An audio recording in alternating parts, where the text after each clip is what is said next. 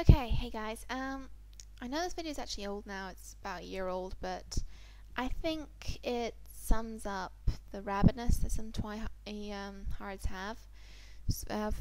With Edward or with the Twilight series in general. So here are the highlights from Mystery Twilight Voices. You will love Twilight whether you like it or not. But my opinion of them is that they only dislike Twilight because they have never experienced it for themselves. Okay, first degree ignorance right there. I've read all 4 books, I hate to say. I really can't be bothered to go run upstairs, bring them back down just for a video. But yeah, it was Breaking Dawn that made me think, okay, you know what? These books are not that good at all. I have converted many people to Twilight. You heard her right, converted. I feel sorry for the people who've been forced to like it by this girl, to be honest. Spoiler, that is because the first few chapters of Twilight do not have Edward in them. True. So you were never exposed to Edward Cullen, a.k.a. God. Yes, well, a.k.a. the most important thing in the entire universe. I don't know where to start in this. I'm sorry, but, I'm more likely to go praising the world spirit in the Chronicles of Ancient Darkness than I am Edward Cullen, to be honest. And at least even in the world within that series of fiction, we are talking about a deity here. So, well, what happened was, my cousin was a bit skeptical when I whipped out my Breaking Dawn book, and she was like, oh no, and I was like, why? This is the best book on the entire planet.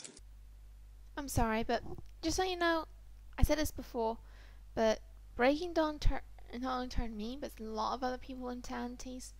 I'm sorry, but a lot of the things that Stephanie Meyer seems to say and do are rather unprofessional at best.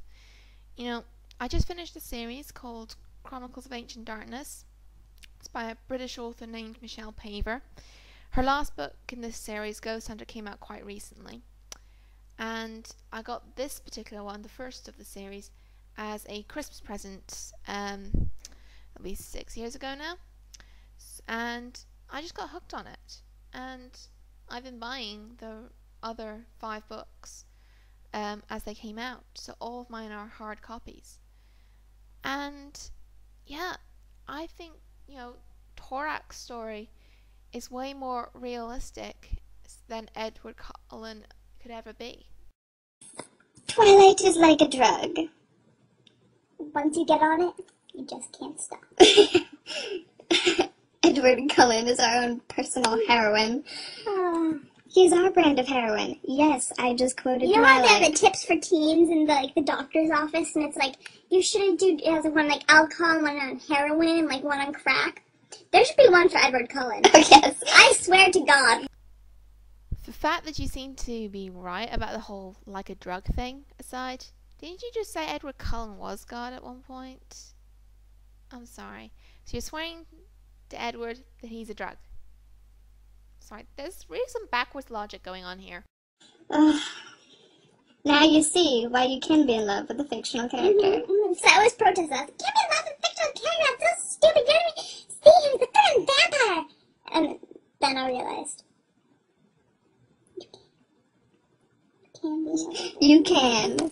And the fictional character can love you back if you try hard enough.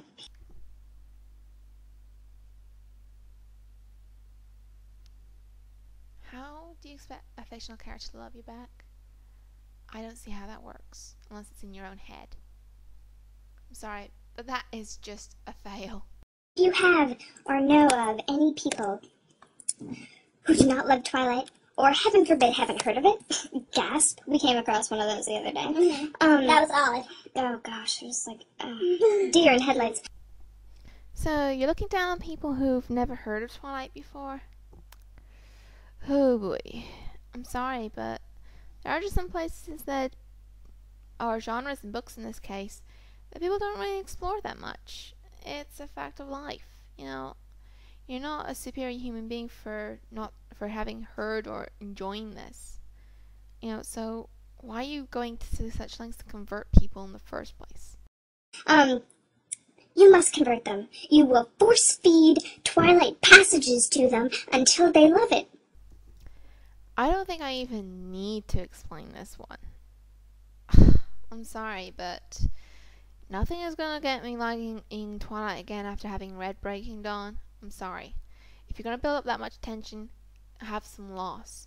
If you don't want to lose your characters, don't create the onset of a war coming.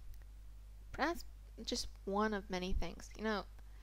It's like, for having such tempting blood, Bella's not only surprisingly comfortable with Edward, but he seems to be able to cope pretty well without, there isn't even so much as a hint of a relapse.